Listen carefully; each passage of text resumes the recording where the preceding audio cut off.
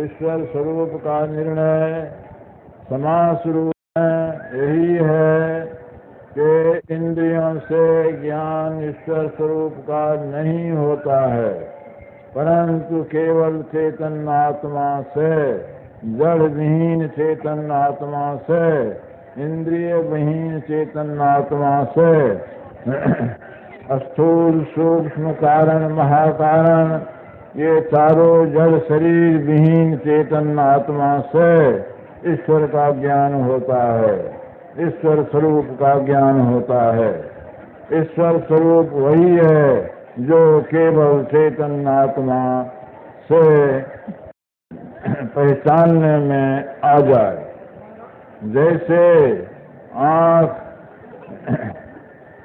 दृश्य का ज्ञान करा देता है, इसी तरह चेतन आत्मा, केवल चेतन आत्मा ईश्वर स्वरूप का ज्ञान करा देती है, कर देती है, या चेतन आत्मा को वह ज्ञान प्रत्यक्ष हो जाता है।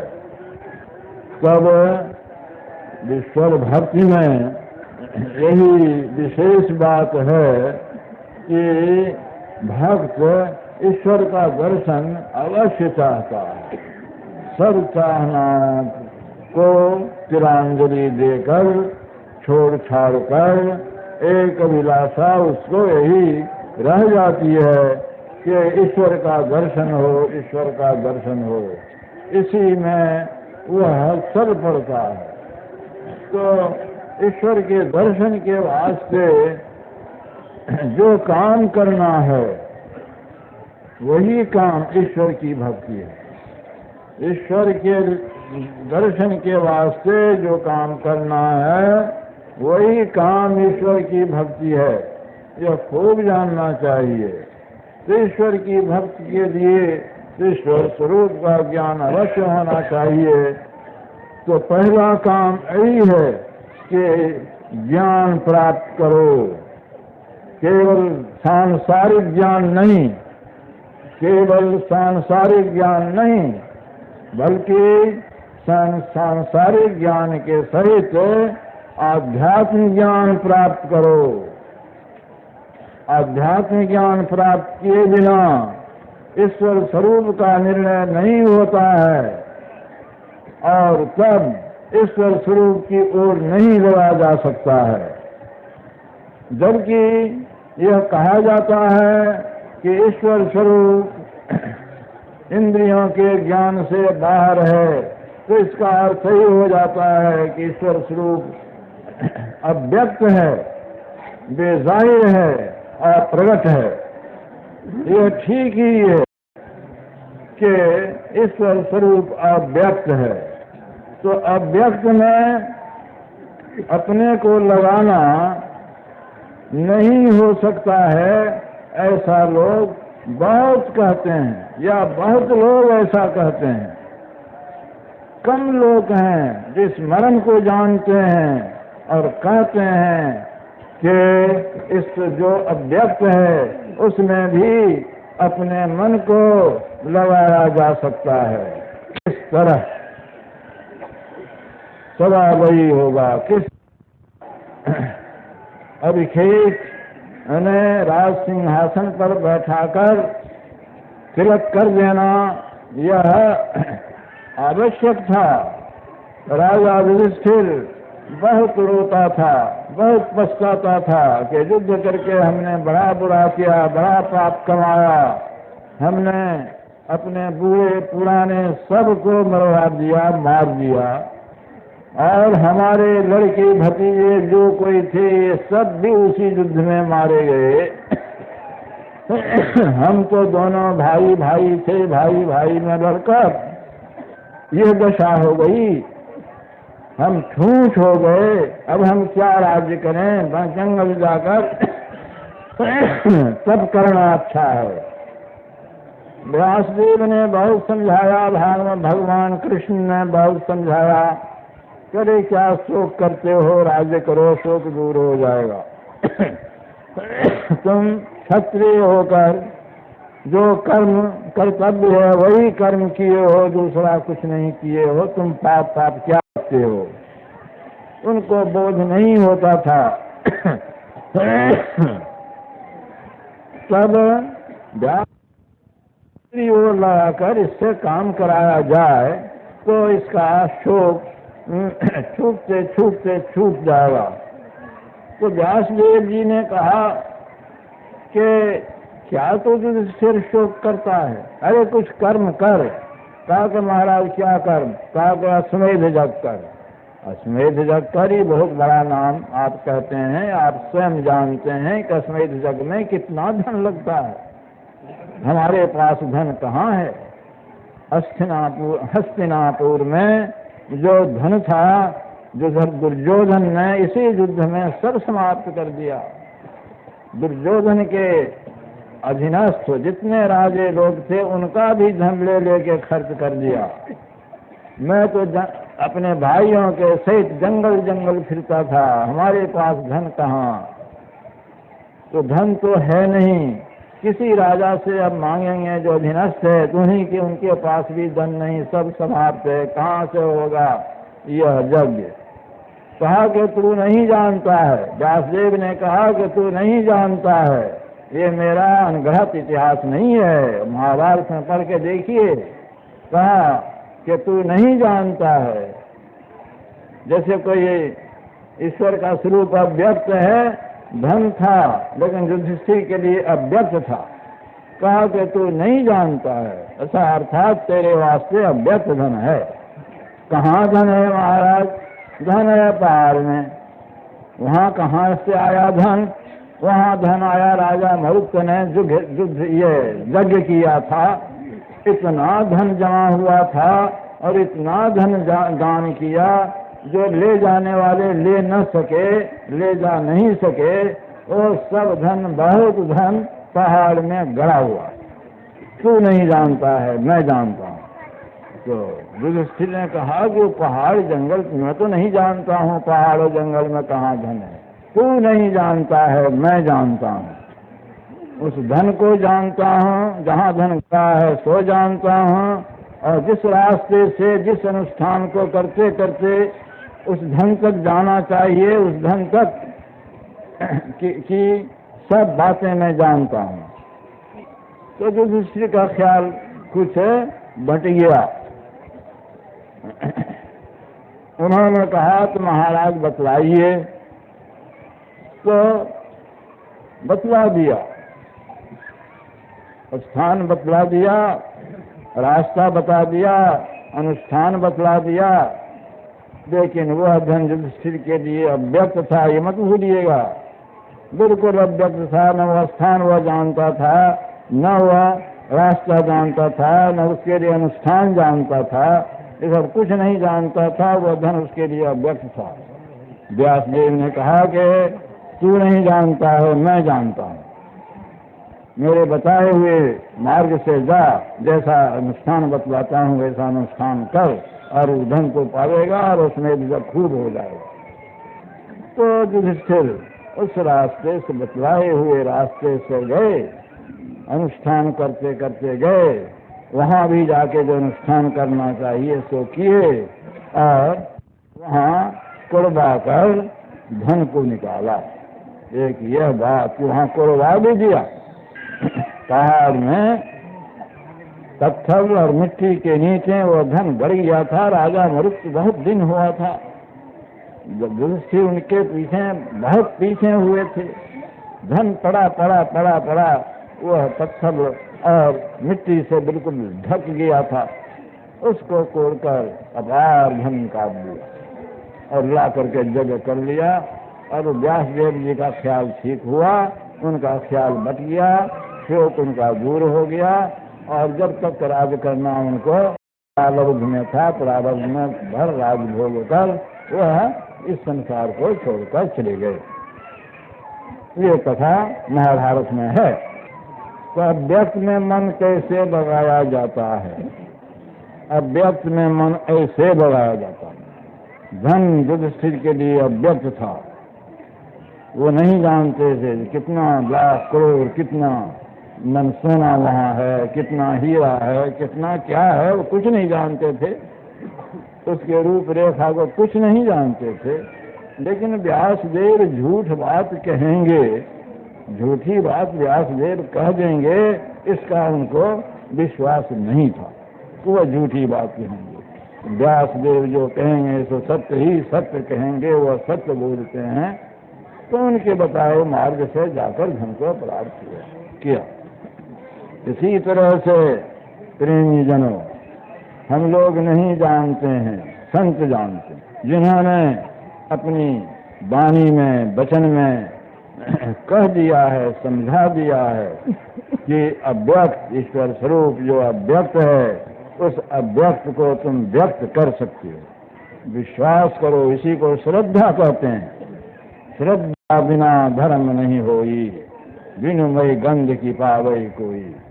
जब तक धर्म ग्रंथों में, अर्थात सब ग्रंथों में और संतों में विश्वास नहीं किया जाए, तब तक हरगिज हरगिज नहीं कोई धर्म जान सकता है, न धर्म की कमाई कर सकता है। इसीलिए संतों के वचन में श्रद्धा करो, विश्वास करो। श्रद्धा है विश्वास करने के लिए, ऐसा विश्वास कि कभी हिले डोले नहीं, जो विश्वास है सो है। तो संतों ने कहा कि वह धन, अर्थात वह ईश्वर का स्वरूप रूपी धन जो तुम चाहते हो, वह दर्शन अभी अव्यक्त है, तुमको व्यक्त होगा। तो जब यह निचोड़ निकलता है, अभी जैसा पहले कह चुका हूं कि इंद्रिय आदि, शरीर आदि से ईश्वर का प्रत्यक्ष ज्ञान नहीं हो सकता। इंद्रियों के संग से छूटकर, अंतःकरण से छूटकर, शरीरों से छूटकर अपने को केवल दशा, अकेलेपन की हालत, जड़ विहीन होकर, जड़ के साथ साथ जो चेतन है तो ऐसा नहीं रहे, जड़ विहीन होकर केवल चेतन ही चेतन रहे। तब जो तुम ज्ञान में लाओगे, तब तुम्हारा जो ज्ञान होगा, तब तुम्हारे लिए जो व्यक्त हो जाएगा वही है ईश्वर। तो अगर भक्त हो और भक्ति चाहते हो और भक्ति का सर्वोत्कृष्ट फल परम मोक्ष ईश्वर का दर्शन चाहते हो, यही काम करो, यही भक्ति है।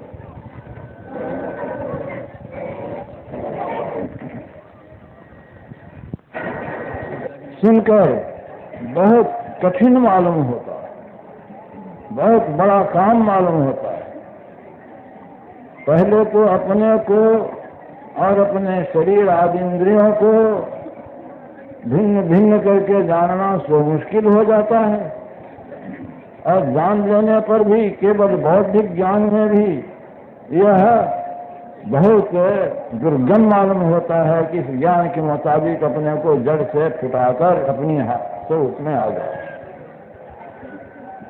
ये बहुत कठिन मालूम होता है। बहुत लोग ऐसे हैं जो कहते हैं कि हम तो वैसा है ही हैं, कहाँ हमको लाग है जड़ से, हम तो जड़ से भिन्न, जड़ में रहते हुए भी हम जड़ से भिन्न हैं, हम तो वैसा है ही, हम करें क्या, हम तो वैसा है ही हैं। हम ये ज्ञानवान पुरुष आपको तो प्राप्त ही है जैसा आप कहते हैं। आप चेतन आत्मा को भूख भी लगती है, प्यास भी लगती है, राग द्वेष भी होने लग जाता है, मान अपमान का ख्याल भी होने लग जाता है, यहाँ तक कि पेशाब पैखाना भी होने लग जाता है आपको। इस चेतन आत्मा को अपने स्वरूप में आप हैं और पैखाना पेशाब के लिए आप जाते हैं। उस स्वरूप में तो सब कुछ नहीं है। भूख प्यास नींद आलस राग द्वेष और मलमूत्र का विसर्जन शौच अशौच, उसमें ये कहाँ? केवल चेतन आत्मा जो निस्वरूप है उसमें ये कुछ भी नहीं है। आपको ये सब क्यों है? आपको ये सब देखकर मालूम होता है कि आप नकली चेतन आत्मा हैं, असली चेतन आत्मा नहीं है। कुछ वाचिक ज्ञान बचस ज्ञान कुछ हो गया है, बस इतना ही भर है, प्राप्ति नहीं है। तो इसलिए ऐसे ज्ञान में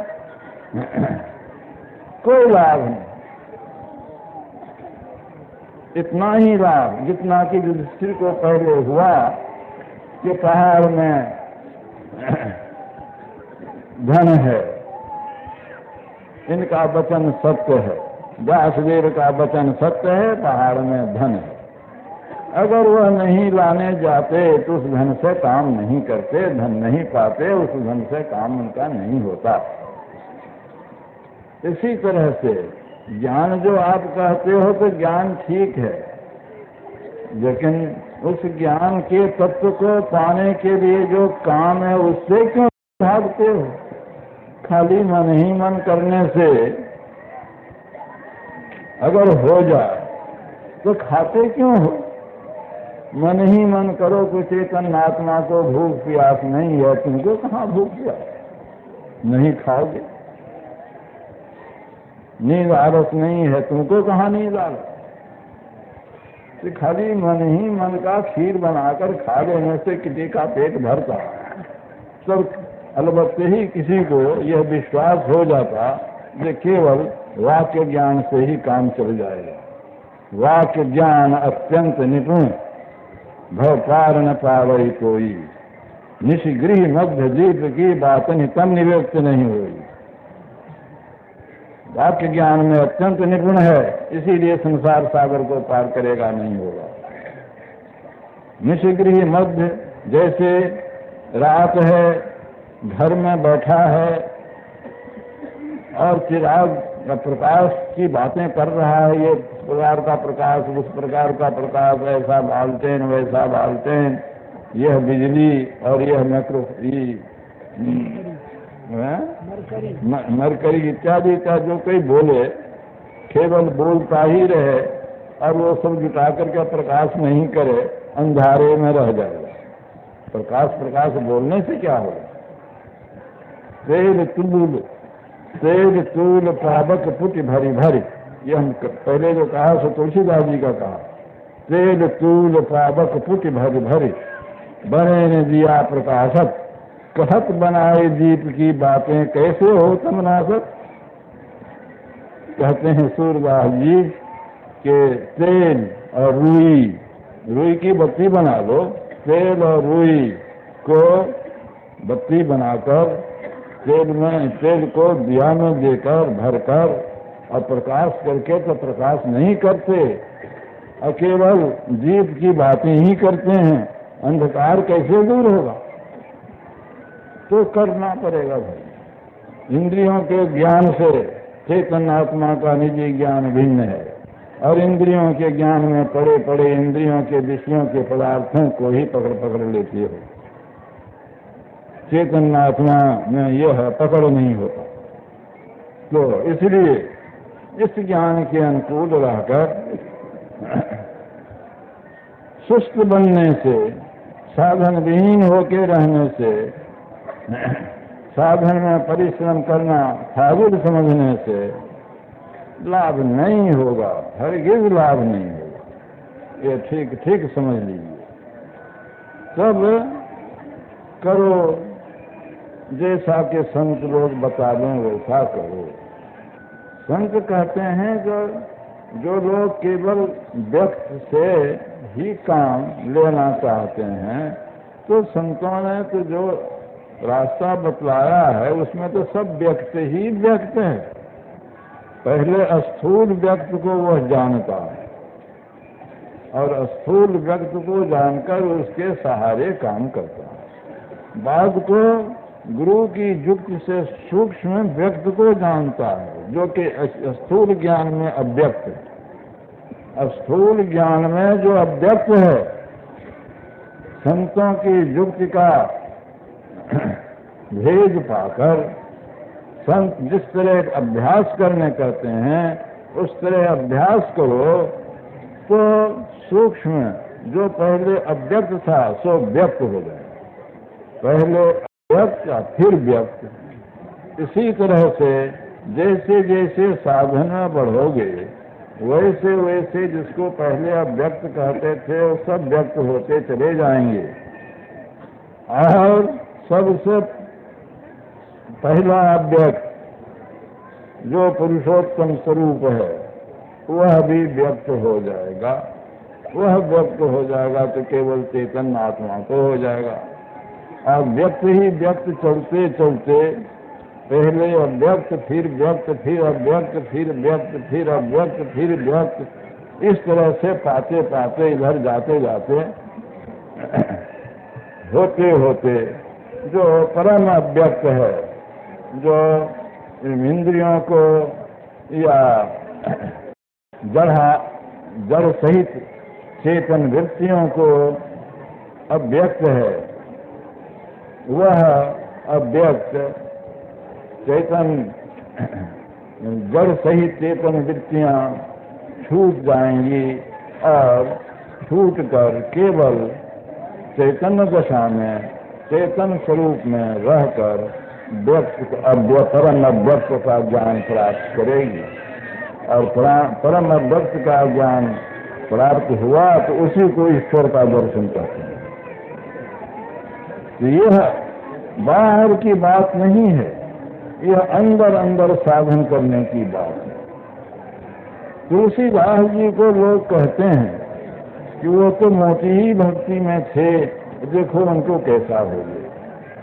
तो उनका पद पढ़ो, तुम्हारी बात माने, अगर तुलसीदास जी का निज वचन माने, जिन्हें पत्रिका पढ़ो उसमें है कि यही तुम्हें हरि ज्ञान गनायो, परिहरि हृदय कमल रघुनाथ बाहर फिरत विकल भय धायो।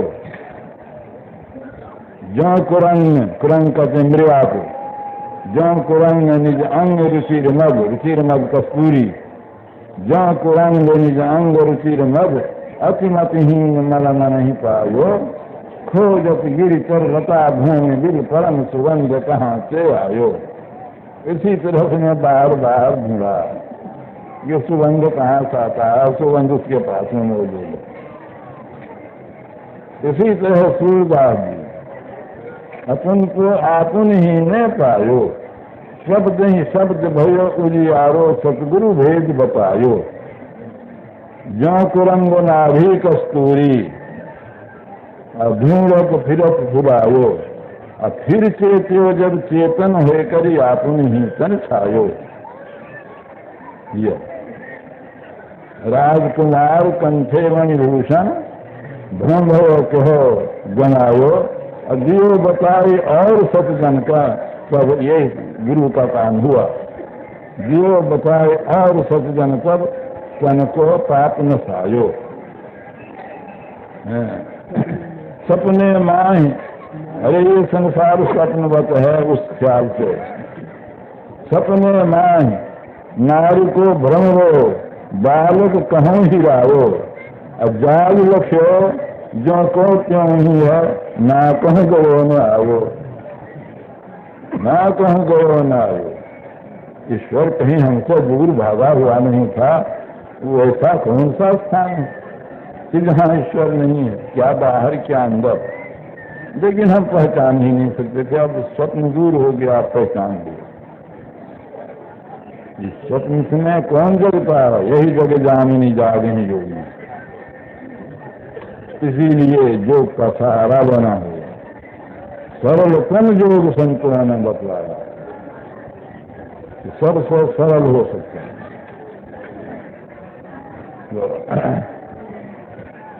इसलिए जितने संत हुए ये सब के सब, कुछ लोग को तो इन सब में से चुन चुन कर कहते हैं कि ये सब संत और तुलसीदास सूरदास इनके तरह के संत ये उनसे पद पर नहीं पहुंचे हुए। तो हम उनसे कहें कि महाराज सब खोज के देखिए कि क्या कहते हैं तुलसीदास और क्या कहते हैं सूरदास। अरे तुलसीदास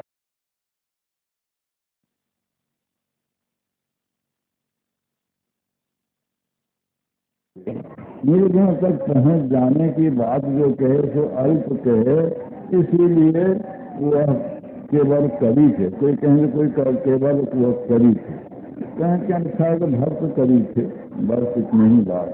लेकिन कबीर साहब की बराबरी में नहीं थे, ये बहुत गलती बात। बराबर और कोई कहे कि कबीर साहब तो केवल निर्गुण ही निर्गुण करते चले गए, सगुण को कोई दर्जा नहीं दिया। अरे गुरु सगुण है कि निर्गुण है? तुलसीदास जी कहें कि गुरु को ईश्वर की तरह मानो। ईश्वर गुरु ईश्वर ही है ऐसा ख्याल में रखो। और रामकृष्ण को भी जो ईश्वर कहकर नहीं मानते हैं तो उनका कोई कुछ कर सकता है? इसी तरह से गुरु को ईश्वर कहकर नहीं मानने वाले को उनका कौन क्या करेगा? जब लोग रामकृष्ण को भी ईश्वर कहकर के मानते हैं तो भी रामकृष्ण ईश्वर हैं। इसी तरह से जब लोग गुरु को ईश्वर के खुद मानते हैं तो गुरु ईश्वर खुद हैं। लेकिन सारा संसार क्या है सो देखो, सारा संसार में गुरु का जो प्रभाव है, क्रिश्चियन बनो तब भी गुरु, और इस्लामी बनो, मुसलमान बनो, इस्लाम धर्म में जाओ तब भी गुरु। और जितने आस्तिक मत में हैं, ईश्वर के मानने वाले मत में, मोक्ष स्वर्ग नरक इत्यादि के विश्वास वाले मत में, सब में गुरु। और इसमें देखो कि वैष्णव बनो तब भी गुरु, शाक्त बनो तब भी गुरु, शैव बनो तब भी गुरु, सौर बनो तब भी गुरु, ज्ञानपत्र बनो तब भी गुरु। जितने भी संप्रदाय हैं कौन में गुरु विहीन, ईश्वर मानने वाला संप्रदाय में कौन में गुरु विहीन। और ये भी ख्याल करके देखो कि जो ईश्वर को नहीं माने उनको भी गुरु से सीखना, किसी से सीखना। मतलब यह है कि ईश्वर के नहीं मानने वाले जिनको नास्तिक कहना चाहिए उनको भी गुरु। आस्तिक नास्तिक कोई संप्रदाय वाले हो, बिना गुरु के कोई नहीं। जब से लोग गुरु की प्रतिष्ठा को कम ख्याल में देखा तब से बहुत बदलाए। आज इसी किसी को गुरु किया, कितने ने तो गुरु को छोड़ ही दिया, खोज वही नहीं किया। विश्वास कर लिया कि हम पढ़ गए इतना दूर तक और हमको क्या जानना है, हमको गुरु की जरूरत नहीं। और जब आ रहे युक्ति की बात तो खाली पढ़ते किताबों में भी पढ़ गए कभी युक्ति नहीं आती। ये है गुरु सगुण है, निर्गुण नहीं। मूल ध्यान गुरु रूप है, गुरु की मूरत मन नहीं ध्यान, गुरु के शब्द मंत्र मन मान। तो मूल ध्यान गुरु रूप है, मूल पूजा गुरु पांव, मूल नाम गुरु वचन है, मूल सत्य सत्य भाव। ये कबीर का। गुरु की मूरत मन में ध्यान, गुरु के शब्द मंत्र मन मान, गुरु के चरण हृदय लय धारो, गुरु पार बन खुदा नमस्कारो, मत कोई धर्म भूलो संसार, गुरु गुरु कोई नहीं तरस पार, इत्यादि इत्यादि लंबा शब्द है गुरु नानक देव का। ये सब कैसे बिल्कुल निर्गुणीय रह गए? ये भी तो सगुण। अरे जप करना भी सगुण, सगुण उपासना, प्रार्थना करनी भी सगुण उपासना। निर्गुण उपासना में आचार्य विनोबा भावे जी का कहना कि बिल्कुल चुप होकर बैठो, बिल्कुल चुप, निर्गुण उपासना होगी। तो ठीक ही बात है।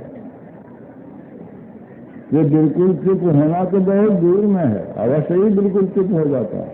तो जितने संत हुए किसी न किसी तरह से वह सगुण उपासना करके ही निर्गुण की ओर बढ़े और उसकी युक्ति जानकर साधन करके निर्गुण तत्व को प्राप्त किया।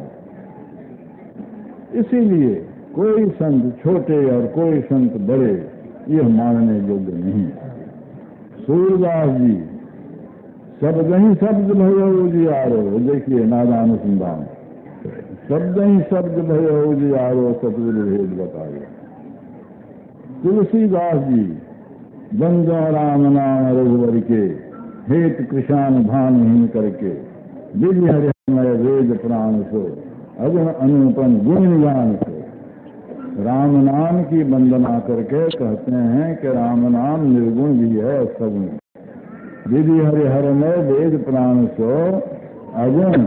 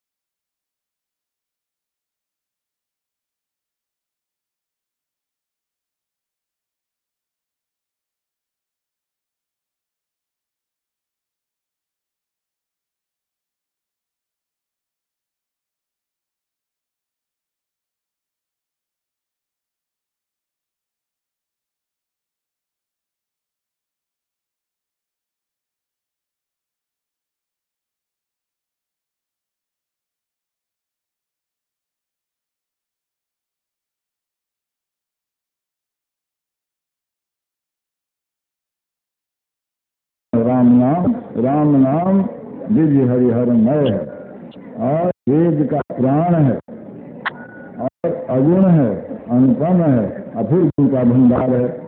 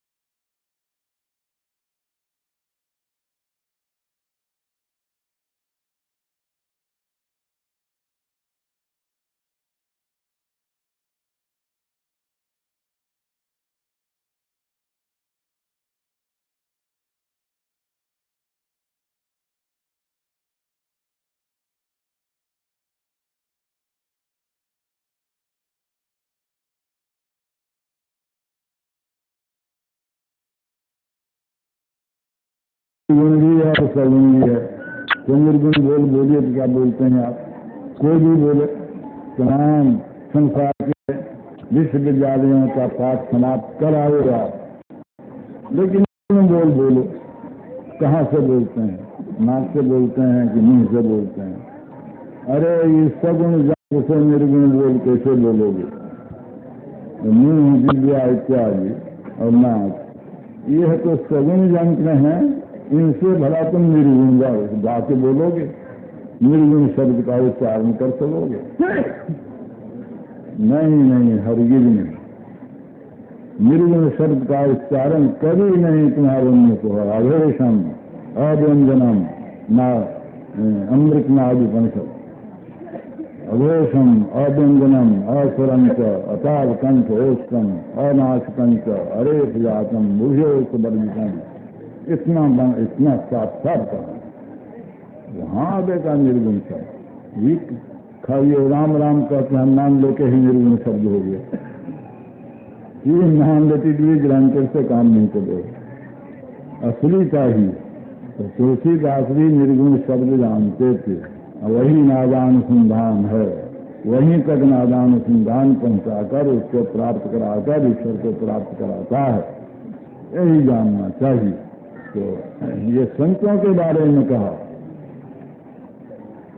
देश काल के अनुसार लोग बोलते हैं, देश काल के अनुसार लोग उपदेश करते हैं, देश काल के अनुसार लोग कर्म करते हैं, और देश काल के अनुसार होने से उनके बोलने का, कर्म करने का कोई कीमत नहीं होती। उस समय में जैसा था, कबीर साहब ने उसी अनुकूल वचन कहा, गुरु नानक देव ने उसी अनुसार वचन कहा। वैसे तुलसीदास जी के समय में जैसा था वैसा कहा उन्होंने, लेकिन कहा दोनों निर्गुण के लिए भी और सगुण के लिए। तो ईश्वर की भक्ति में सगुण का सहारा पहले लो, फिर निर्गुण का सहारा तो आवेगा। लेकिन उसके लिए भी अवश्य ही जतन जानना चाहिए, उसका साधन करना चाहिए। निर्गुण सगुण के सहारा के लिए लोग स्तुति पढ़ते हैं, उससे प्रार्थना करते हैं, मंत्र जप करते हैं, और दृश्य को देखा है, रूप को देखा है, वैसे का व्यक्त रूप का ध्यान करते हैं, प्राणायाम करते हैं। प्राणायाम भी सगुण में, क्योंकि वायु निर्गुण नहीं है। प्राणायाम करते हैं। निर्गुण की उपासना कहाँ से करेंगे? उधर जाने के लिए तब वह प्राणायाम से भी बारीक काम, जिसमें प्राणायाम का कष्ट न हो और तप करके देह को नहीं जलाया जाए, तो ध्यान न जोगी योग से ध्यावे। इसीलिए हमने भजन कर रहा था कबीर साहब का, न जोगी योग से ध्यावे, न तपसी देह जरवावे, सहज में ध्यान सो पावे, सुरत का खेल यही आवे। जोगी योग से ध्यावे, जोगी योग के द्वारा ध्यान करे, इसका तात्पर्य है तो प्राणायाम तक कर लो, फिर ध्यान करो। प्राणायाम तक करके प्राणायाम भी करो, उसके बाद फिर ध्यान करो। योग समाप्त होता है, प्राणायाम के बाद प्रत्याहार करना पड़ता है। जहाँ से प्रत्याहार का शुरू होता है, वहीं से ध्यान का शुरू हुआ। ध्यान के लिए कोशिश हुई। प्रत्याहार कहते हैं कि जिस देश में मन लगाना चाहिए या जिस स्थान में, जिस निशाने में मन को लगाना चाहिए, मन पिछड़ जाता है। और स्थूल ज्ञान में भी ऐसा होता है, जप में भी ऐसा होता है। ये जो पिछड़ जाता है तो उसको फिर लौटा के उसी में लगा, फिर लौटा, फिर भागे, फिर लौटा क्लास लगा, फिर भागे, फिर लौटा क्लास लगा। इस तरह से बारंबार करते रहो। इसी का नाम है प्रत्याहार।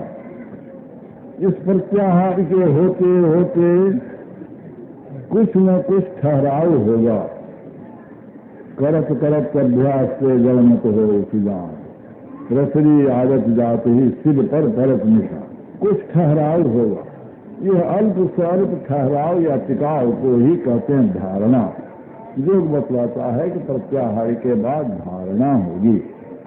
धारणा होते होते, अल्प टिकाव होते होते उसमें गहराई आवेगी, देर तक ठहराव होगा, उसका नाम होगा असली ध्यान।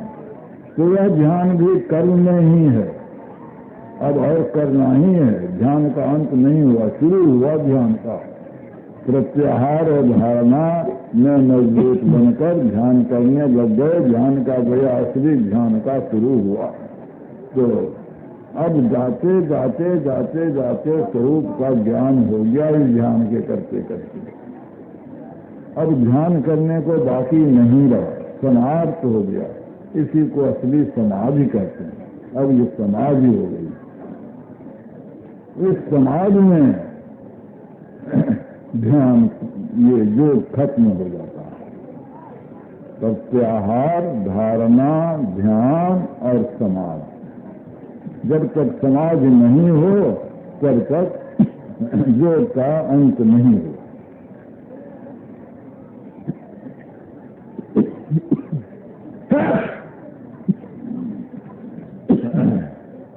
प्राणायाम के लिए जो पहले कर्म सब हैं शरीर को साफ करने के लिए,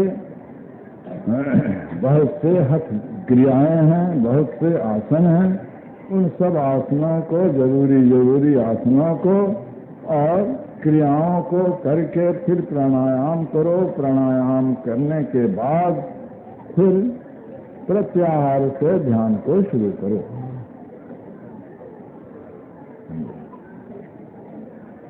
तो एक तो जोगी योग से ध्यावे, ये बात हुई।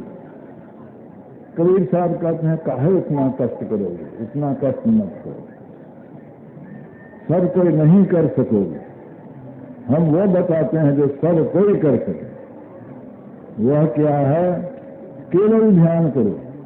सहज में ध्यान से पावे, लेकिन उस ध्यान में क्या है? सोच लगाने का खेल है। कहाँ पर अपनी वृत्ति को ठहराओगे, उसको जान लो, ठहराने के लिए कोशिश करते रहो। सहज में ध्यान से पाओ, सुरत का खेल वही आओ। तो प्राणायाम के कष्टों से बचकर केवल ध्यान से भी काम हो जाएगा, और ये सर्वसाधारण के वास्ते। भगवान श्री कृष्ण ने ध्यान का अपनी भगवत गीता में जो स्थान दिया है, वह प्राणायाम को स्थान नहीं दिया। केवल ध्यान, 6वां अध्याय सोई। ऐसी जमीन पर बैठो, फलानी फलानी चीज आसन देके बैठो, शरीर को इस तरह रख के बैठो और ऐसे ध्यान करो। और वही जहाँ मन भावे वहाँ से लौटा के प्रत्याहार करो, इसमें उकताओ मत। और होते होते उस दशा को होगे जिस दिशा में वह शांति प्राप्त हो जाएगी जो शांति मुझ में विराजती है। पढ़ लीजिएगा, इस योग के शुरू करने वाले को उल्टा फल नहीं मिलता, और यह योग महाभय से बचाता है। उल्टा फल नहीं मिलता, महाभय से बचाता है। और इसका थोड़ा अभ्यास भी, अल्पायास थोड़ा अभ्यास भी, थोड़ा अभ्यास ही महाफल से, महाभय से बचाता है। हाँ, और इसके आरंभ का नाश नहीं होता। पहली बात ही, इसके आरंभ का नाश नहीं होता। इसका थोड़ा अभ्यास भी भय से बचाता है, और उल्टा फल नहीं होता। योग का सीधा फल, असली फल है ईश्वर की प्राप्ति और मोक्ष। इसका उल्टा फल संसार में रहना, ईश्वर का ज्ञान नहीं होना, तो यह उल्टा फल नहीं होता। थोड़ा सा अभ्यास भी महाभय से बचाता है। महाभय क्या है? आप जितने मनुष्य हैं, ऊंचे पढ़े लिखे हुए लोग या कम पढ़े हुए लोग या कुछ नहीं पढ़े हुए लोग, गरीब अमीर, हुकूमत वाले नहीं हुकूमत वाले, किसी से कहा जाए कि आप इस देश को छोड़कर पक्षी होना पसंद करते हैं, घोड़ा होना पसंद करते हैं, ऊंट होना करते हैं, अरे गधा का नाम से ना रखिएगा, बैल होना पसंद करते हैं, तो आदमी का दूसरे जन्म में दूसरा कोई देह मिल जाए, आदमी के अतिरिक्त मनुष्य के अतिरिक्त कोई देह मिले, ये महा बहुत भय है। यही है महाभय। वहां लिखा तो नहीं है किसको महाभय कहते हैं, तो मैंने सोचा कि भाई महाभय क्या है, किसी टीकाकार ने इस पर ख्याल नहीं दिया। महाभय क्या, यही है महाभय। हाथी बनिएगा जब भी दिवस,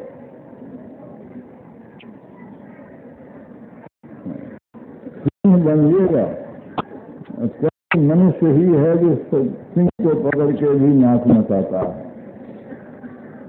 तो मनुष्य ही होना लोग को पसंद है। यही है महाभय। इसका अल्प अभ्यास भी, थोड़ा सा अभ्यास भी करेगा कोई, तो इसमें मनुष्य जो है अवश्य हो जाए।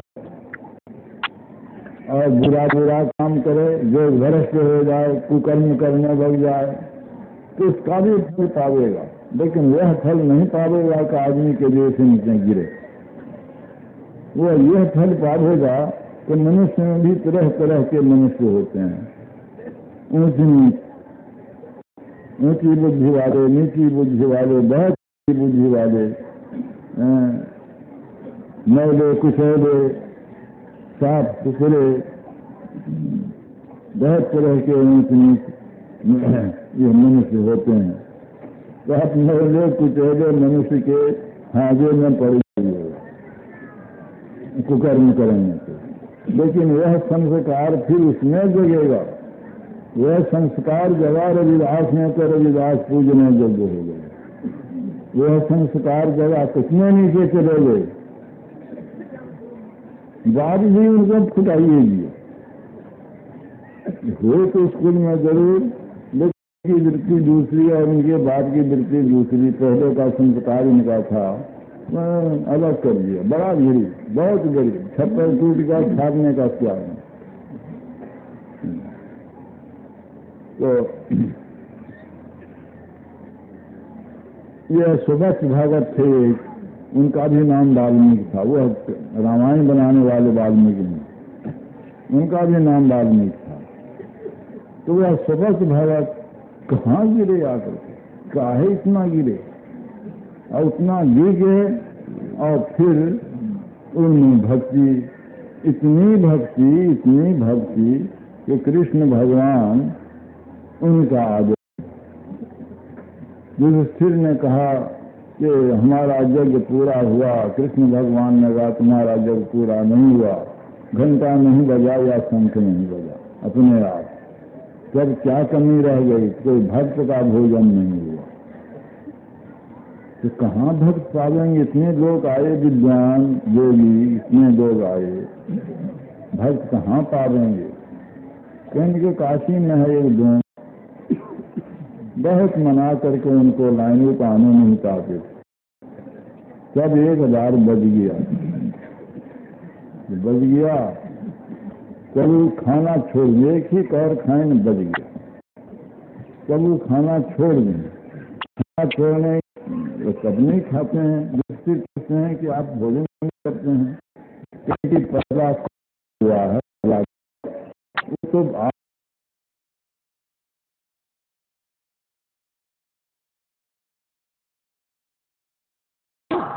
तो सत्संग आधा फल का फल इन्होंने मुझको विदाई में दी। कहाँ 1000 वर्ष, कहाँ आधा पल, क्या इन्होंने विदाई की मेरी।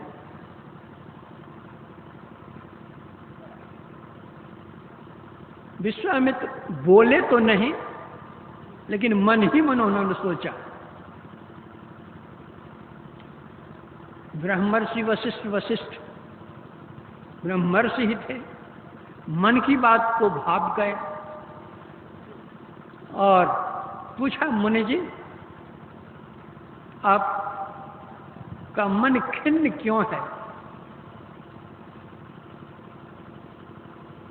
तो भीतर में जो बात थी उन्होंने कह दी कि आप जब मेरे यहाँ गए थे, मैंने तो 1000 वर्षों की तपस्या का फल दिया आपको, और आपके यहाँ मैं आया तो आपको आधा पल सत्संग का फल हमको दिए।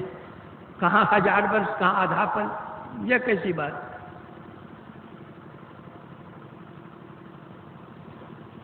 वशिष्ठ जी ने कहा कि मुनि जी, ऐसा लगता है आप सत्संग की महिमा नहीं जानते हैं। मैंने क्या दिया आपको, उसका मूल्यांकन आप नहीं कर सकते। जो किसी व्यक्ति विशेष के यहाँ हम लोग चलें, वे बतलाएंगे। तो दोनों मिलकर गए ब्रह्मा जी के पास और अपनी बात उन्होंने रखी। ब्रह्मा जी ने कहा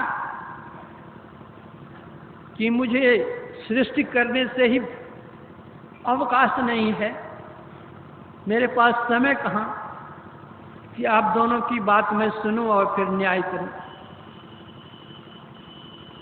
आप विष्णु भगवान के पास चले जाइए। तो दोनों मिलकर गए विष्णु भगवान के पास।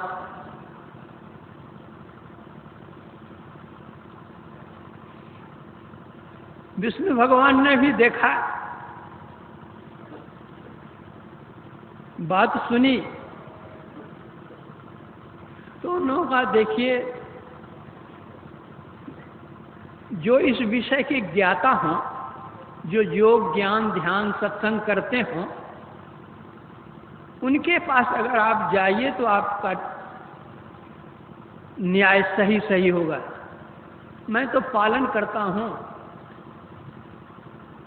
इस विषय की जानकारी मुझे नहीं कि सत्संग विशेष है कि तप विशेष है। भगवान शंकर महायोगी हैं, उनके पास आप जाइए, वे योग ध्यान जप तप सब बात जानते हैं।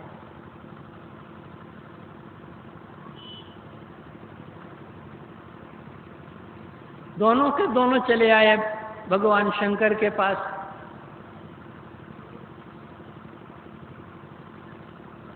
अपनी अपनी फरियाद की उन्होंने, बतलाई ऐसी ऐसी बात। भगवान शंकर ने भी देखा कि भला कौन मोल ले, ये वशिष्ठ बेचारे तो शांत स्वभाव के संत हैं, ये तो कुछ बोलेंगे नहीं, लेकिन ये विश्वामित्र तो तप के धनी हैं और तपी को अहंकार बहुत होता है। कहीं श्राप अगर दे दे तो मैं इधर का न रहूंगा और उधर का रहूंगा। इन्होंने टाल दिया और कहा कि देखिए, जब से समुद्र मंथन के बाद मैंने विषपान किया है, तब से मेरा दिमाग सही काम नहीं कर रहा है, इसलिए आपका न्याय है वो हम नहीं कर सकते। आप शेषनाग जी के पास चले जाइए, जो पृथ्वी का भार उठाए हुए हैं, वह आपका न्याय कर देंगे। दोनों मिलकर के चले गए शेषनाग जी के पास, अपनी अपनी बातें कही। तो शेषनाग जी ने कहा कि ठीक है, मैं इंसाफ कर दूंगा। आपने जो 1000 वर्ष तपस्या का फल दिया है इनको, उस फल के बल से थोड़ी देर के लिए पृथ्वी को आप रखिए, मेरा दिमाग साफ हो जाएगा, फिर मैं बतलाऊंगा। सिर पर बोझा है, मैं बतलाऊंगा क्या? हमारे सिर के बोझा को हल्का कीजिएगा तो मैं कुछ बतलाऊंगा। तो 1000 वर्ष तपस्या का फल का जोड़ लगाया उन्होंने पृथ्वी उठाने में, लेकिन पृथ्वी टस मस नहीं हुई।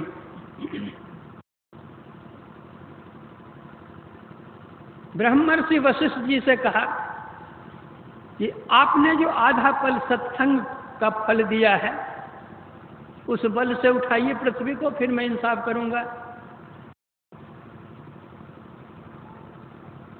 तो उस आधा पल सत्संग के फल को उसमें उन्होंने लगाया, पृथ्वी अधर में आकर लटक गई। शेषनाग जी का सिर हल्का हो गया। विश्वामित्र ने कहा कि अब तो सिर हल्का हुआ, अब कहिए आप कौन विशेष है?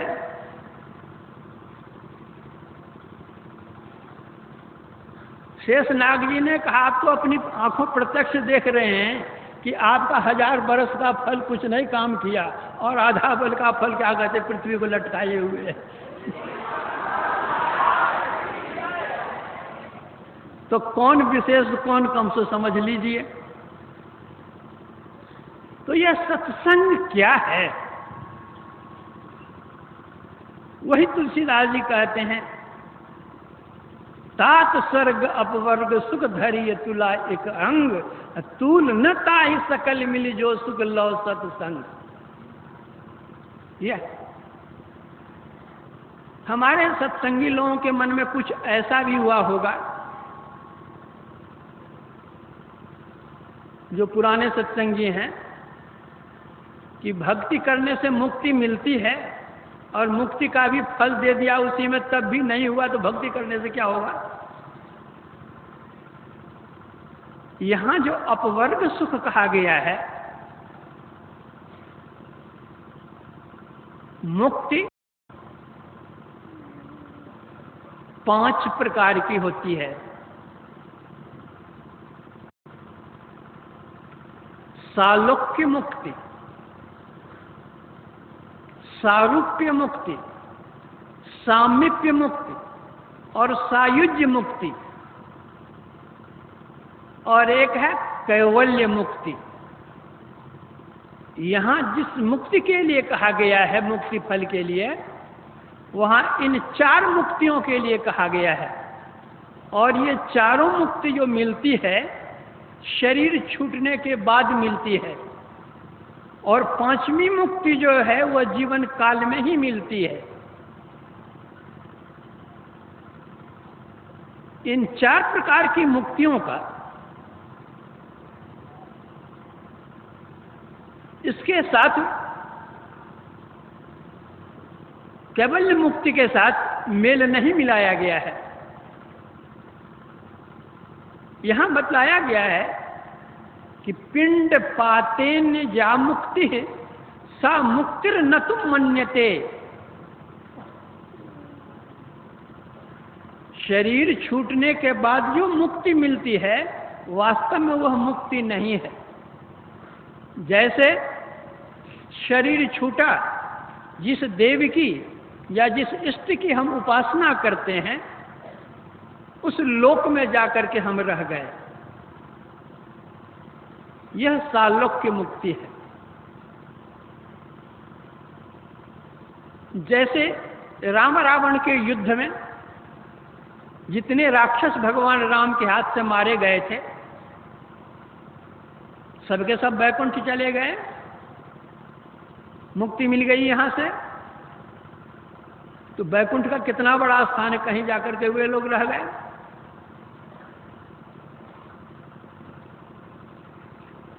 सारूप्य मुक्ति, जिस समय सीता हरण हुआ था,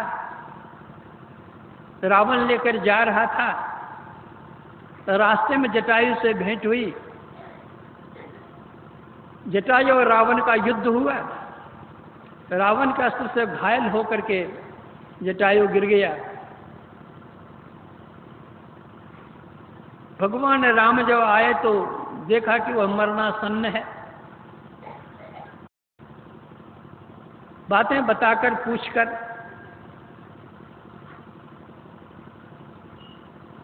उनको भी बैकुंठ भेज दिया, मुक्ति धाम भेज दिया और कह दिया कि सीता हरण तात जनि कहु पिता सन जाय, जो मैं राम तो कुल सहित कहीं दसानन जाए।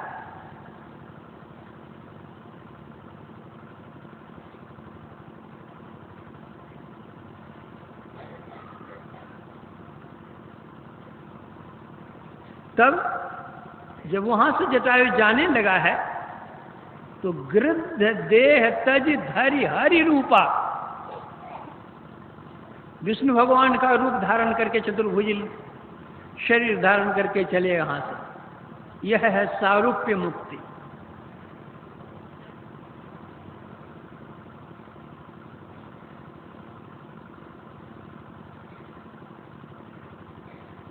सामीप्य मुक्ति, जहां पर हमारे इष्ट हैं उनके निकट हम भी हैं, उनका भी शरीर है, हमारा भी शरीर है, शरीर छूटा नहीं है। यह है सामीप्य मुक्ति। विष्णु भगवान के दरबार में ही जय और विजय रहता था। जिसको श्राप दिया गया था तो वही रावण और कंस हुआ था।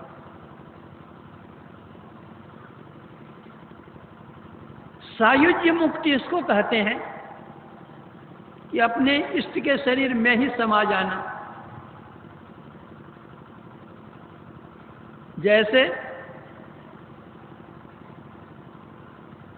जब शिशुपाल का शरीर छूटता है भगवान के हाथ से तो उसकी जो ज्योति थी वो भगवान कृष्ण में समा जाती है। कुंभकर्ण का जब शरीर छूटता है भगवान के से तो उसकी ज्योति भगवान राम में समा जाती है। यह है सायुज्य। तो इन चार प्रकार की मुक्तियों में शरीर रहता ही है। और जब हम देखते हैं कि जैसे हम हैं वैसे वो हैं, सम है दोनों, तो हम करने लग जाते हैं सम्मान। और जब हम देखते हैं कि हमसे ये बेसी हैं और हम इनसे कम हैं तो उनके साथ तो हम पूज लगा देते हैं, अपने साथ यज लगा लेते हैं, अर्थात उनको हम पूजमान बना देते हैं और अपने को यजमान बन जाते हैं। यह है मान। तो गुरु नानक देव जी महाराज मन का मान त्यागो, छोड़ो। जो संत होते हैं मान करो तो ठीक है, अपमान करो तो ठीक है, उनके लिए लाभ हानि कर। उनका कोई अपना एक परिवार छोटा सा नहीं होता है। संतों का परिवार विश्व होता है, वसुधैव कुटुंबकम होता है।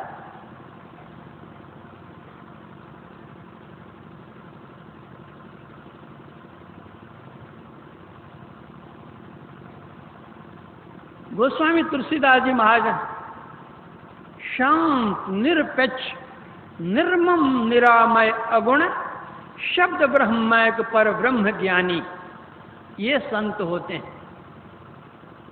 निर्मम, ममता नहीं। ममता किससे? तुलसी ममता राम सो। वे अपने परिवार की ममता में नहीं रहते।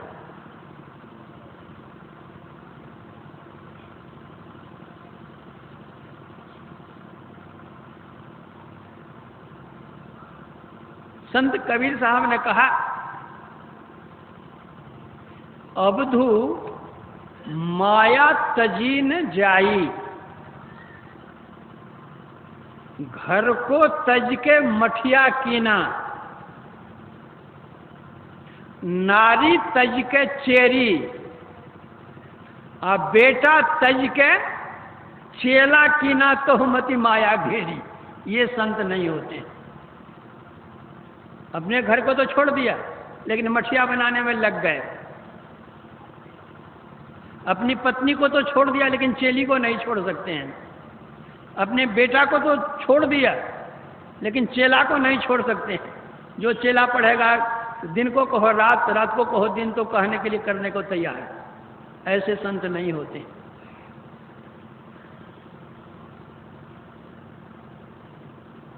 निर्मम, कोई ममता नहीं। एक साधु बाबा थे, जल कमलवत रहते थे, चाहिए भी वही। उनको एक लड़का था, विवाह के योग्य हो गया। तो जो उनके और शिष्य लोग थे उन्होंने कहा, बाबा आपका लड़का सयाना हो गया है, अब इसकी शादी कर देनी चाहिए। तो साधु बाबा ने कहा कि भाई हम कहाँ लड़की खोजते फिरेंगे, आप ही लोग कहीं देख करके ठीक ठाक करो, शादी कर दो। लोगों ने देख दाकर कहीं एक लड़की ठीक किया, आकर कहा कि अमुक लड़की है ऐसी ऐसी। कहा ठीक है शादी कर दो। शादी की तिथि निश्चित हो गई।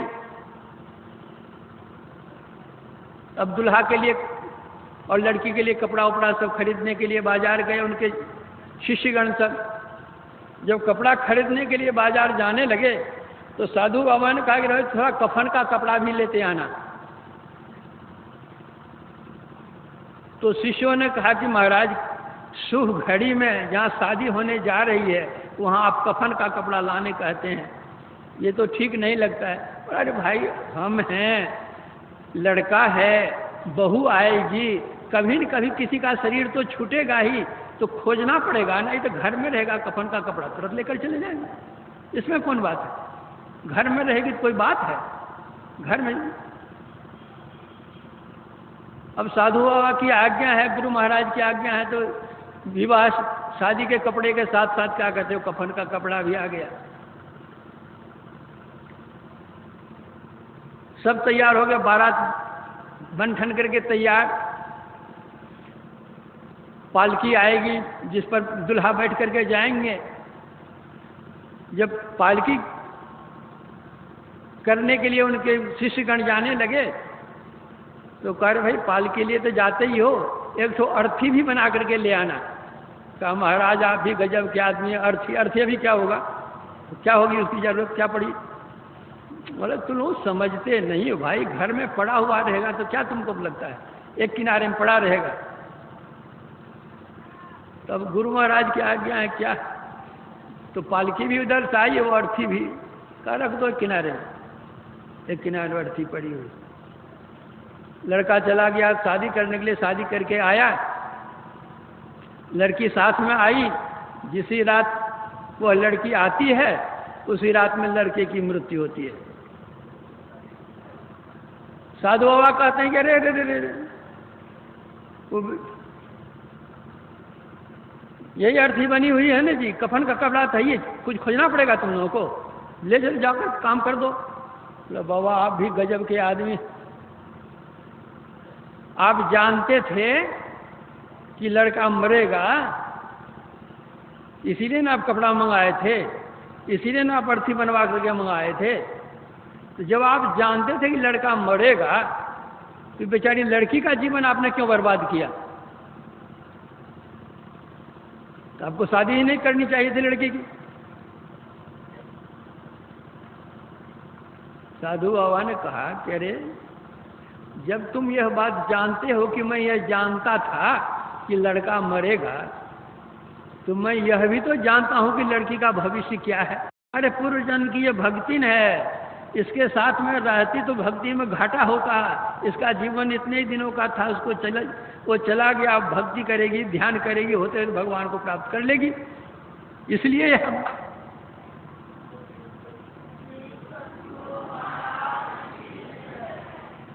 तो जो संत होते हैं, तुलसी ममता राम सो, परिवार से नहीं, राम सो ममता, और संसार से समता सब संसार, राग न, रोष न, दोष दुख, ऐसे जो दास होते हैं, भक्त होते हैं, संत होते हैं, दास भये भव पार, वही संसार सागर को पार करते हैं।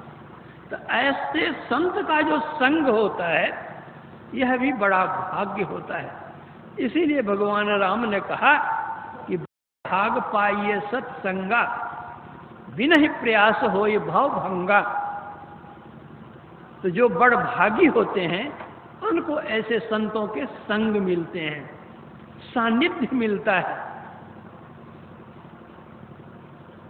लेकिन ऐसे संतों का संग भी दुर्लभ है। सत्संगति दुर्लभ संसारा, निमिष दंड भरी एकौ बारा।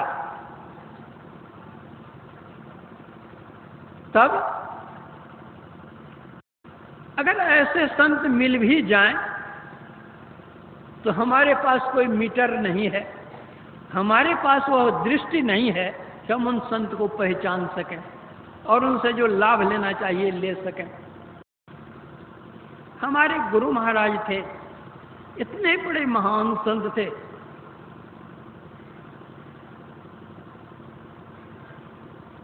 कितने को उनका सानिध्य प्राप्त हुआ और कितने ने क्या उनसे लिया। हम लोग क्या ले सके उनसे?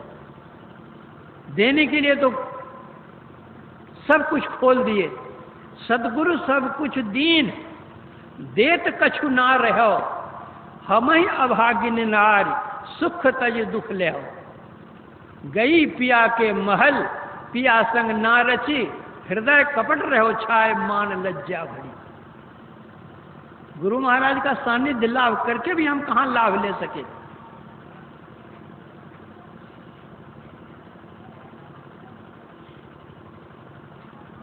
गंगा जी की धारा बहती है। गंगा जी किसी को नहीं कहती कि तुमको 1 किलो जल दूंगी, कि तुमको 1 क्विंटल जल दूंगी, कि तुमको 1 टन जल दूंगी। जितना बड़ा पात्र हमारे पास है, गंगा जी से उतना जल हम ले आते हैं। उसी तरह गुरु कृपा तो प्रवाहित होती रह रही है, धारा बह रही है, तब भी बहती थी, अब भी बह रही है। लेकिन पात्र हमारे पास जितना बड़ा होगा उतना ही तो हम लेंगे, बेसी कहाँ से ले सकेंगे? अटेगा कहाँ से?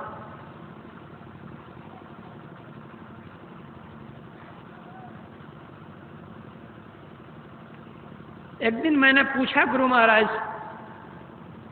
तो जो कबीर साहब की जो यह वाणी है कि सदगुरु सब कुछ दीन, देत कछु ना रहो, तो वो तो सदगुरु तो केवल एक यत्न बतला देते हैं कि इस तरह से ध्यान करो। सब कुछ दीन कैसे? तो गुरु महाराज बोले कि कोई अपने खजाने की चाबी अगर आपको दे दे, तो खजाना का सब आपको मिल गया कि बाकी रह गया? और सब मिल गया, जब चाबी दे दी तो जब चाहे ले लेंगे हम। का उसी तरह परमात्मा को पाने की चाबी तो दे दी गई है, पर माँ जो खजाना है, अब खोलिए और लीजिए।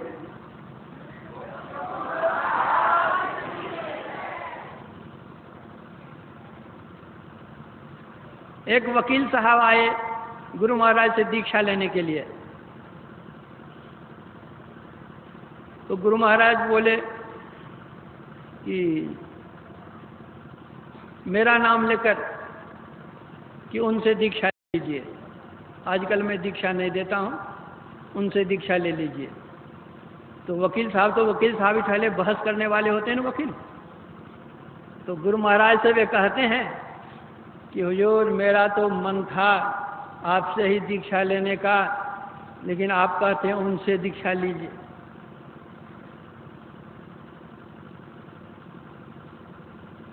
तो गुरु महाराज कहते हैं कि हमारी अलमारी है, अलमारी में रुपये रखे हुए हैं और आपको रुपये की जरूरत पड़ी, आपने मुझसे कहा तो मैंने अमुक को कहा कि अलमारी से रुपया इतना निकाल कर इसको दे दीजिए, तो रुपया वो दिया कि हम दिए?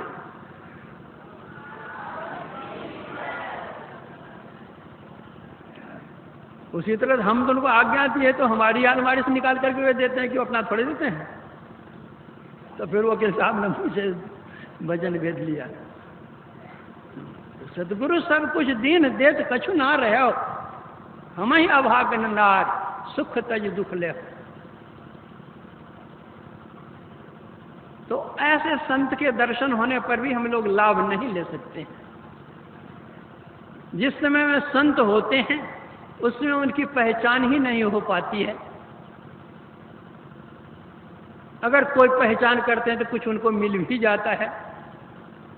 उस समय के लोग उनको गालियां देने के लिए जानते हैं, उनको अपमान करने के लिए जानते हैं, बेइज्जत करने के लिए उनको जानते हैं, जान मारने के लिए भी जानते हैं, लेकिन उसे ज्ञान लेने के लिए नहीं जानते। यह तो हमारी दृष्टिहीनता है, क्षीणता है, ज्ञान की कमी। तब फिर जब ऐसे संतों की हम पहचान ही नहीं कर सकते हैं तो फिर सत का संग कहाँ? सतस्वरूप सर्वेश्वर को प्राप्त करने के कारण संत भी सतस्वरूप हैं, उनका संग सत्संग है, लेकिन ऐसे संत भी नहीं मिल रहे हैं। तब हम क्या करें? तो उन संतों की वाणियों का हम संग करें। वे जितने संत हुए सभी संत सत वचन ही कहे हैं, इसलिए उन संतों की वाणी का हम संग करें। उन्होंने क्या कहा है उसके अनुकूल हम अपना आचरण बनाए, हमारा जीवन कल्याणमय हो।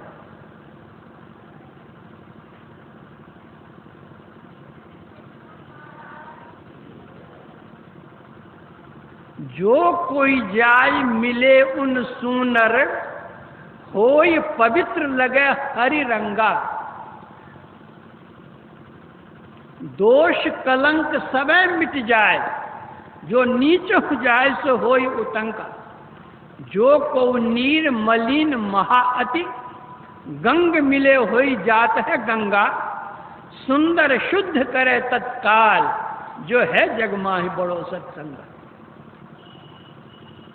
जिस नदी का जल समुद्र गंगा जी में जाकर के मिल जाता है वह पवित्र हो जाता है, वह भी गंगा जल ही हो जाता है। उस तरह जो सत्संग में जाते हैं, संतों का संग करते हैं, उनकी वाणी का आचरण करते हैं, कहे हुए का अनुसरण करते हैं, एक दिन वे भी संत हो जाते हैं। इसीलिए तो कहा गया पारस और संत में यही अंतरो जान, वह लोहा सोना करे वह कर ले आप समान। संत और पारस में अंतर क्या है? पारस यह है कि जो पारस है वह लोहे को सोना बना सकता है, लेकिन पारस नहीं बना सकता है। किंतु जो संत लोग होते हैं उनका जो सानिध्य करते हैं, अनुगामी होते हैं, वे भी वही बन जाते हैं।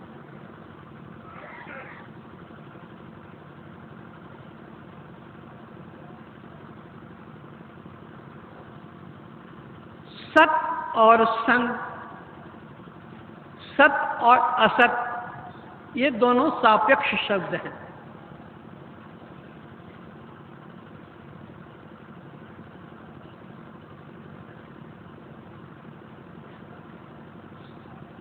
सुसंग सत्संग है।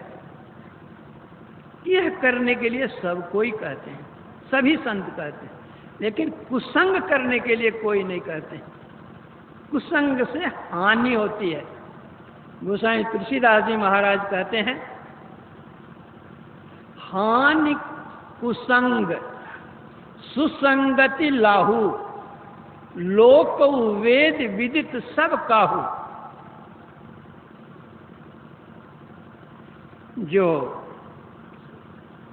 अच्छे लोगों का संग करते हैं, अच्छी संगति करते हैं, उनका फल अच्छा होता है, और जो बुरे लोगों का संग करते हैं, कुसंग करते हैं, उसका फल बुरा होता है।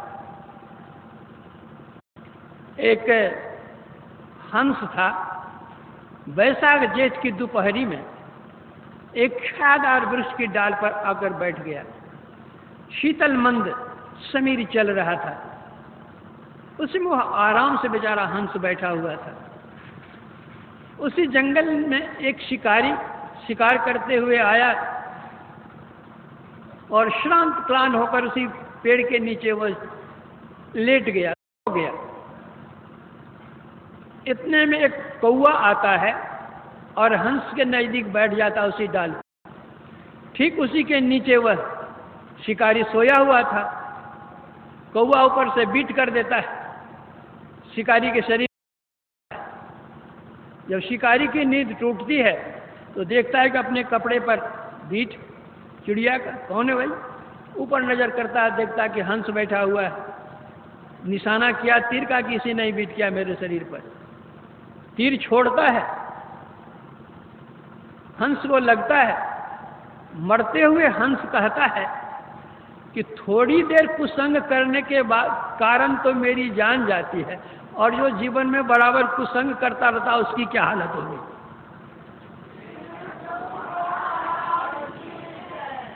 इसलिए सत्संग से लाभ होता है और कुसंग से हानि होती है।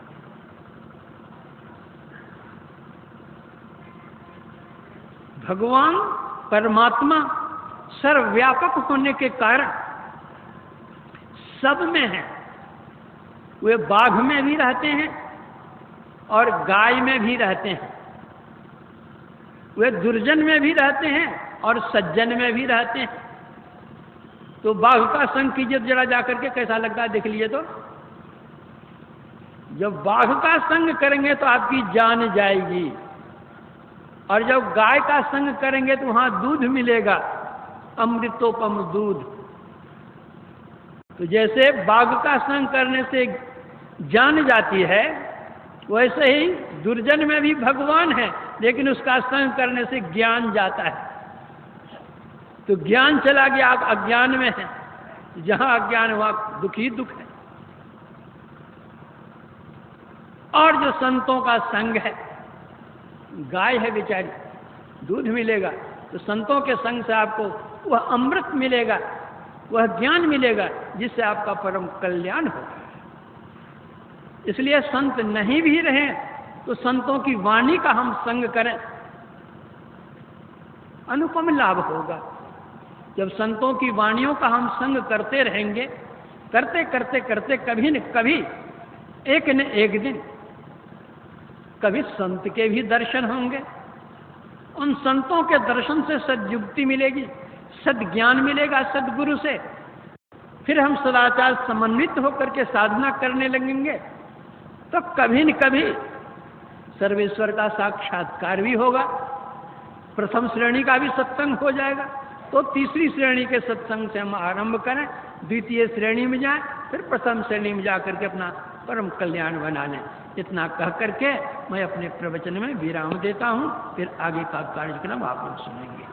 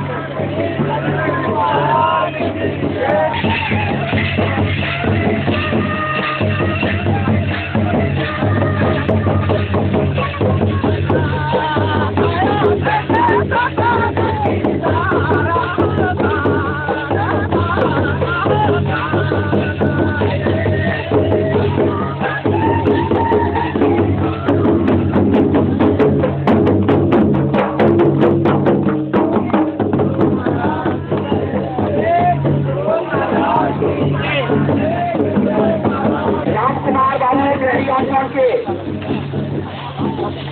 राम कुमार बाबू डेहरी अंसर राम कुमार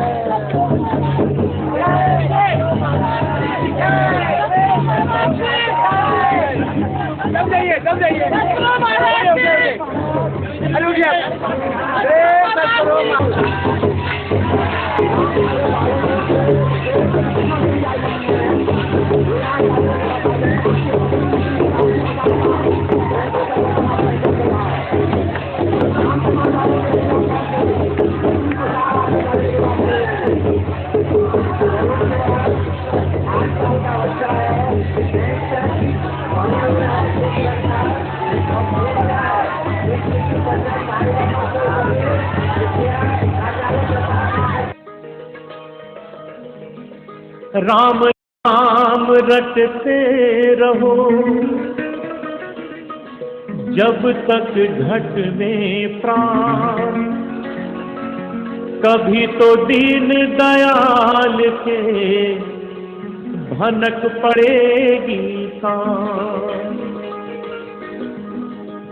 राम रमैया गाए जा, राम से लगन लगाए जा, राम रमैया गाए जा, राम से लगन लगाए जा। राम ही तारे राम उबारे, राम नाम दोहराए जा, राम रमैया गाए जा, राम से लगन लगाए जा, राम रमैया गाए जा, राम से लगन लगाए जा। राम ही तारे राम उबारे, राम नाम दोहराए जा, राम रमैया गाए जा, राम से लगन लगाए जा।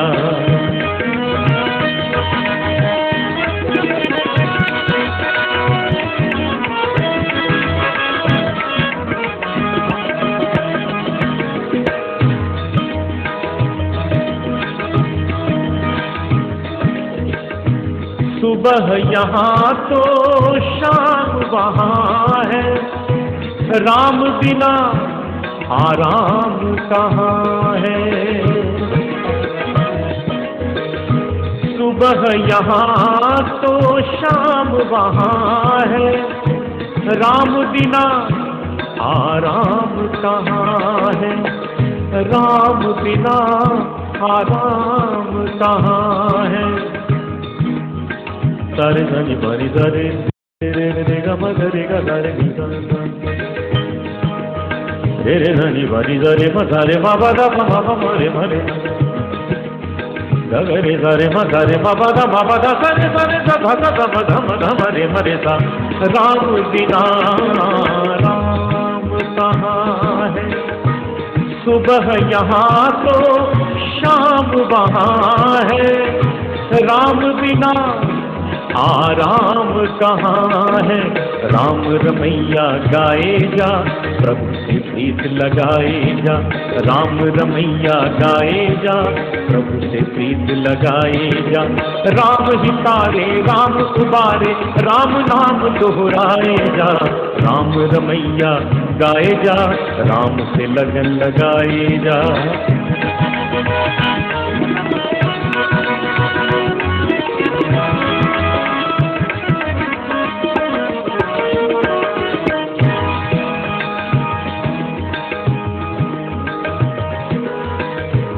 भटका है जब भूल भुलैया, बीच भंवर जब अटके नैया, बीच भंवर जब अटके नैया।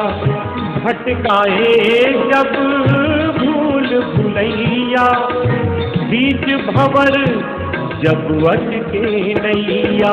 राम रमैया गाएगा, हर उलझन सुलझाएगा, राम रमैया गाएगा, हर उलझन सुलझाएगा।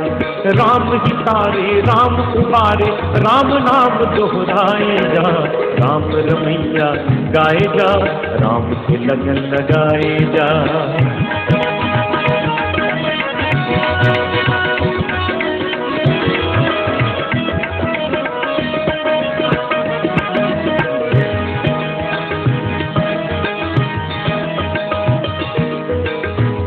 राम नाम बिन जागा सोया, अंधियारे में जीवन खोया।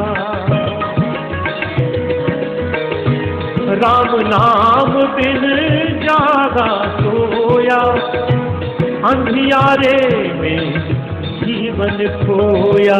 राम रमैया गाएगा, मन का दीप जलाएगा। राम रमैया गाएगा, मन का दीप जलाएगा। राम ही तारे राम उबारे, राम नाम दोहराएगा। राम रमैया गाएगा, राम से लगन लगाएगा। राम रमैया गाएगा, राम से लगन लगाएगा। राम रमैया गाएगा, राम से लगन लगाएगा।